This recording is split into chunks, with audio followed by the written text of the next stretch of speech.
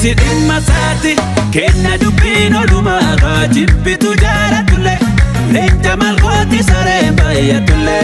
Leenca malkooti saree baay'atule Kaasa gogaan bobaara amma jinaan qabate Mikkanya deemi makiinaan sigate Mikkanya